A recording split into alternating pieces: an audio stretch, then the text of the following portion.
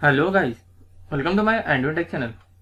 Today I am going to show you in this video how to fix enter network credentials error on your Windows 10 or Windows 11.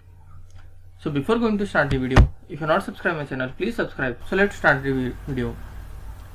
Guys, if you are facing the issue with your Windows security while entering the username and password, it shows network credential error, then I'll show you how to fix this issue.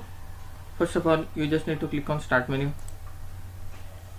then type here control panel, click on control panel, click on network and internet, click on network and sharing center.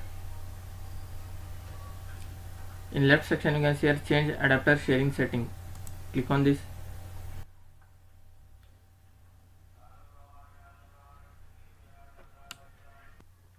In this you can see here all network, just expand. You can see here password protected sharing. You need to turn off this option. Just click on turn off password protected sharing and click on save and close this window. The second option is just click on start menu, then type here local security policy. Click on local security policy. In this you can see a local policy, double click and expand. After that you will find security option, just click on that. After that you can see here account limit local. In this you can see accounts limit of local account, use of blank password to console login only. You just need to double click on that and make sure it is enabled. Just click OK and close this window.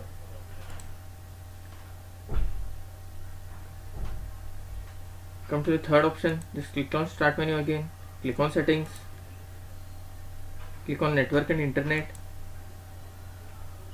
scroll down a little bit, click on advanced network setting,